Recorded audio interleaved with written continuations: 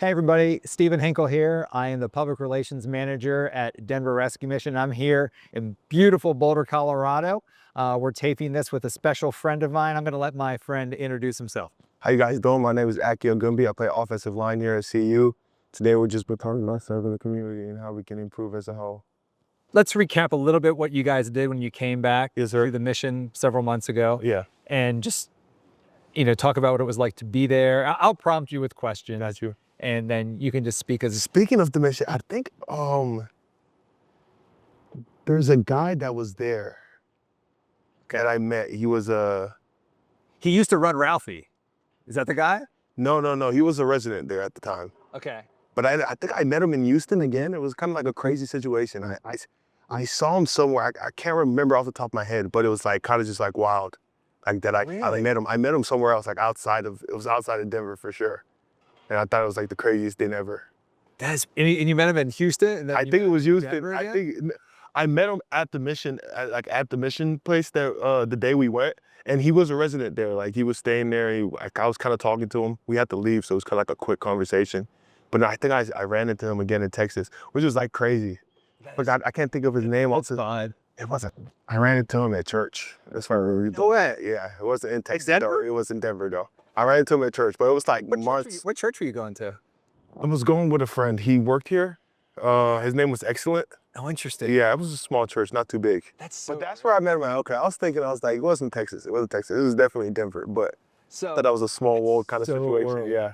Like when that happened to you, just curious, like when you see somebody like you see at the mission and then you see at church, like what you would do every day, like does that like trigger any thoughts? Like these are just regular people? I mean, I already knew that regular people were good. You know what I'm saying? I never thought of them as any different. But I just felt like it was looking good to see him because I think he's out the mission. He's not there anymore. Right. So he like the fact that he's out there, like he's not there anymore and he's going to church, I felt like it was really like a good experience, like to see him doing well for himself. That's awesome. Yeah, because he was a nice guy when I spoke to him. It was like it's a smooth, easy flowing conversation that I had with him. So you're a Texas guy. Yeah. You're here playing for the Buffs. Yes, sir. Like what was your experience like when you walked into the mission that Monday on MLK Day?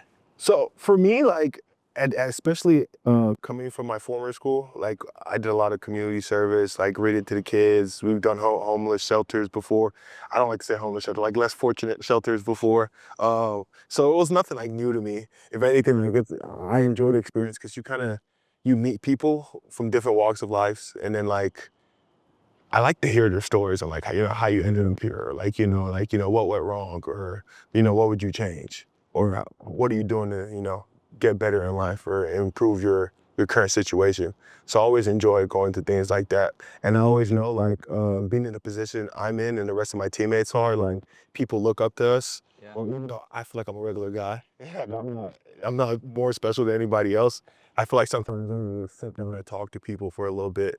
It kind of, it gives them a good feeling about themselves, Just curious, in your time when you were in Texas or now at CU and maybe you were at the mission, is there any story that really resonates with you or any takeaways as a large overarching theme about the individuals that you're serving? Well, people, like you were saying before, you actually know I was surprised that I saw it at the church, and it's like, not really, to be honest. It's like, they eat like I eat. They use the bathroom like I use it, They have dreams and goals and aspirations like I do, so I never see them as different people. It's just more of like, I feel like growing up, when you see less fortunate people, sometimes you can have a bad outlook on it, but when you actually sit down and talk to them and you figure out that, oh, they're just like me. They're just in a less fortunate situation. It kind of just opens your eyes, and you're grateful for the little things that you do have. Just out of curiosity, if there's a big stigma around, especially people experiencing homelessness, like, oh, just get a job or just get off drugs and everything will be all right. Yeah. And now in your experience, whether at the mission or in Texas, is your mind opened a little bit more to the less fortunate because you realize how complex each situation can be? Yes, very, very much. Because I feel like there's so many avenues and paths to get to that destination that is not just one cut, It's not just a one cutter like way to get there. Like you were saying with the jobs, like there are a lot of people who had great jobs, you know, and all of a sudden they're sacked or they're cut, and now they're put in a sticky situation, you know. Bills are overdue, stuff like that. You got family members to take care of. It's like everybody who's in that position doesn't want to be in that position, you know.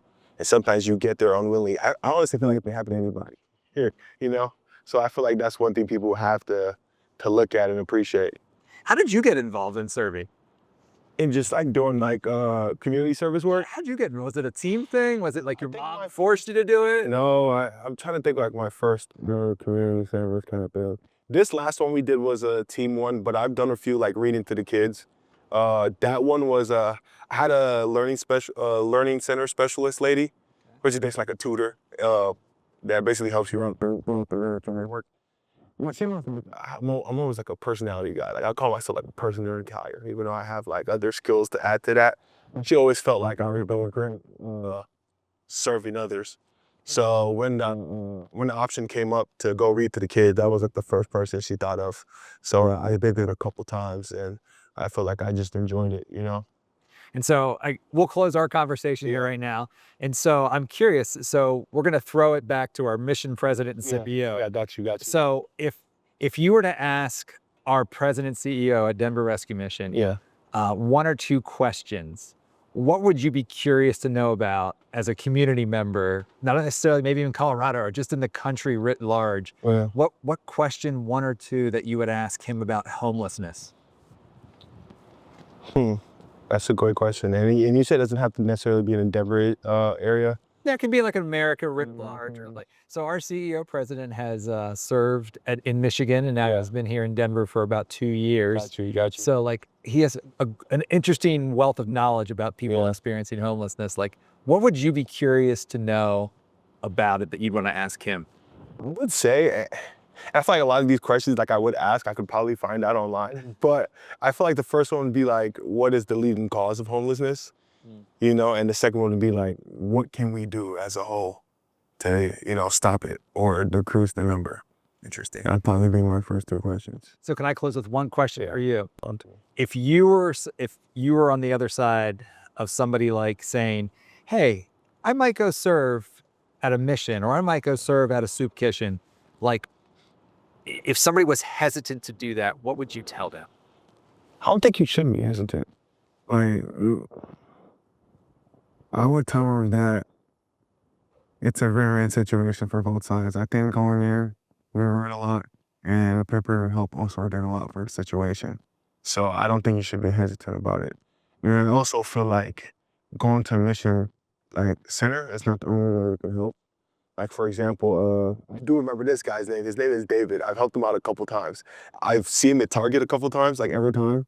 Every time I even get him like Starbucks, where like I ask him like, "What do you want?" I just let him go pick out. He gets what he wants. But I feel like those are little things you can help without doing too much. And it's like no sort on the cameras doesn't need to be there or anything. You know, it's just kind of you go help. It's cool. Well, I thank you for your time today. Appreciate We're you, going man. to kick it back to our mission president, CEO.